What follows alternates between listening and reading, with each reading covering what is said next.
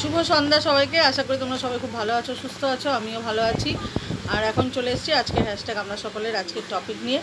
আজকের টপিক হলো এরকম যে তীর্থস্থান তীর্থ স্থানে করলেই কি, তীর্থযাত্রা করলেই কি পুণ্য লাভ হয়, এটাই আজকের টপিক। তো আমি যেটা খুব রিসেন্ট একজন খুব মহাপুরুষের কাছ থেকেই শুনেছি। তো সেটা থেকেই আমি বলছি যে হয়তো এক্স্যাক্ট কথাটা আমি বলতে পারবো না, কিন্তু আমি সেটা বলছি। আর আমি ভিডিওটা কমিউনিটিতে দিয়ে দেবো, তোমরা চাইলে দেখে নিও। তীর্থস্থান আমার যেটুকু আমার ধারণা, আমি বলতে পারি যে আমার মতে বলে তীর্থস্থানে গিয়ে গেলে পুণ্য লাভ হবে বা হবে না, এরকম কিছু না। তুমি তীর্থ মানে হচ্ছে এটাই যে শান্ত হওয়া, শান্ত থাকা বা ধ্যানপূর্ণ থাকা। তো আমি যেখানেই ধ্যানপূর্ণ থাকতে পারি বা আমি যেখানেই শান্ত থাকতে পারি, শান্ত হয়ে আমি নিজেকে দেখতে পারি, সেটাই হচ্ছে তীর্থস্থান। সেটা যেখানেই হোক, তোমার ঘরেও হতে পারে, বা যে কোনো তীর্থস্থান গেলেই যে পূর্ণ হবে এরকম কোনো কথা নেই। তুমি যেখানে শান্ত হতে পারবে, যেখানে ধ্যানপূর্ণ হতে পারবে, সেটাই হচ্ছে আসল তীর্থস্থান বা আমাদের করার যে উদ্দেশ্য সেটা। আর এছাড়া অবশ্যই তীর্থস্থানের প্রত্যেকটা স্থানের একটা তো মাহাত্ম্য আছেই। যেখানে যেটা যেমন বেলুড় মঠে আমরা জানি কী হয়েছিল, কেউ একজন স্বামী বিবেকানন্দ ওখানে ছিলেন, ওটার অনেক কিছু বিষয় আছে। তো জায়গার তো একটা মাহাত্ম্য আছে, কিন্তু সেখানে অবশ্যই তুমি এবার ওই জায়গায় গেলে, বেলুড় মঠে গেলে বা তুমি তারাপীঠে গেলে, সেখানে গিয়ে যদি তুমি এবার তুমি নিজেকে না দেখো বা শান্ত যদি না হতে পারো, তুমি যদি ওখানে শুধু অন্য ঘুরতে যাও বা অন্য কিছু করো, সেটা তো আসল অর্থে পুণ্যলাভ হলো না তীর্থস্থান ঘুরে, তীর্থ করে। তো এটাই হচ্ছে বিষয় যে তীর্থস্থানে গেলেই আমরা অনেকেই ভাবি যে আমি অমুক জায়গায় তীর্থে যাই, তাহলে আমার তো অনেক ভালো কিছু হওয়ার কথা। তো শুধু গেলেই হবে না, তুমি যাওয়ার মধ্যে তুমি কি করছো সেই পারপাসটা বড় কথা। হ্যাঁ, তীর্থস্থানে গিয়ে আমি যদি ধ্যানপূর্ণ হয়ে নিজের সাথে নিজে বসতে পারি, শান্ত হতে পারি, তাহলে সেই সেই তীর্থ করা সার্থক। আর আমি যদি ভাবি যে আমি রিসেন্ট শুনছিলাম যে একজন অসুস্থ, তো তিনি বলছিলেন যে আমাকে সুস্থ করে দাও, ঈশ্বর আমাকে সুস্থ করে দাও। তো যেই ঠাকুর ঈশ্বরের কথা বলছিলেন সেইখানে উনি যাবেন, তাহলে উনি যাবেন। তো এরকম কোনো কন্ট্যাক্ট বেসিক আমরা বেশিরভাগ মানুষই এটা করি, কিন্তু অনেক মানসিক করি আমরা যে এটা ঠিক করে দাও, আমি যাব। তো এটা একটা ঈশ্বরকে একটা দেওয়া, কন্ট্যাক্ট দেওয়া না, সেরকম কিছু করে হয় না কিন্তু, ঠিক আছে। আর ঈশ্বরের প্রতি ভক্তি তোমার ঘরে বসেও রাখতে পারো, বা তুমি বলতে পারো যে আমি খুব যেতে চাই, আমি মন থেকে খুব ওই স্থানে যেতে চাই, তো আমি যেন সুস্থ হয়ে উঠি, এটা আলাদা। আর তুমি ঠিক করে দাও তাহলে আমি যাব, সেটা আমি জানি না। আমার মনে হয় এটা কোনো কন্ট্যাক্ট দেওয়া হয়ে যাচ্ছে ঈশ্বরকে, যে তুমি আগে ঠিক করো তারপরে আমি যাব। আমি মনে করি যে আমাকে যেখানে ঈশ্বর নেবে সেখানে আমি যাব, আমি কে যাওয়ার, এটাই হচ্ছে কথা। তো আমার মনে হয় এটাই যে অবশ্যই প্রত্যেকটা তীর্থস্থানের একটা মাহাত্ম্য আছে। অবশ্যই সেখানে গেলে যদি তোমার সেরকম কোনো জায়গায় যদি গেলে তোমার মন শান্ত হয়, তুমি যদি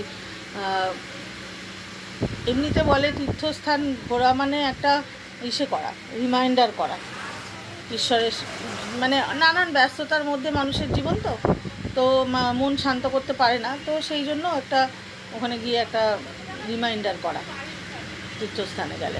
এটাও অনেক জায়গায় অনেক সময় শোনা যায়। তো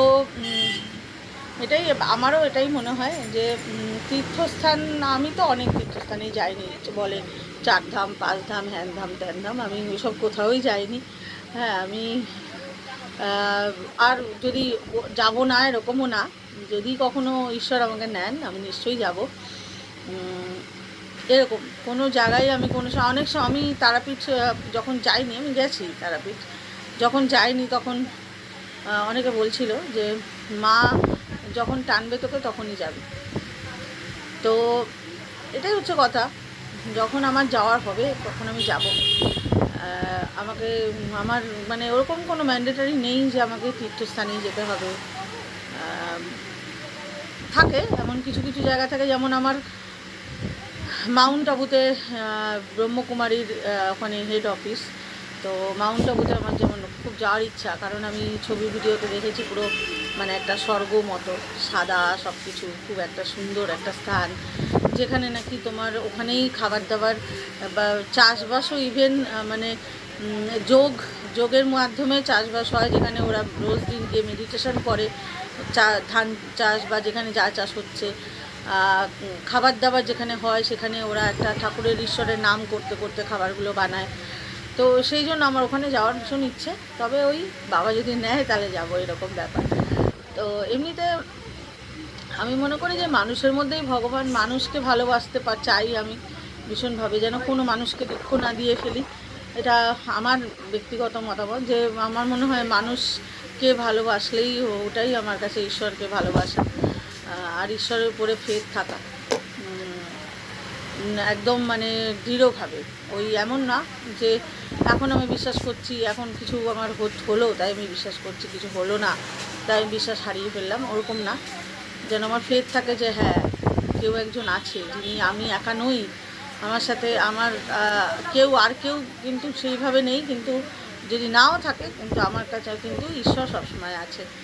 আমি এটা অনুভব করতে চাই, হাঁটতে চলতে বসতে, যখন সব সময় আমি মনে করি যে আমার সাথে ঈশ্বর আছে, এই ফিলিংসটা আমি করতে চাই।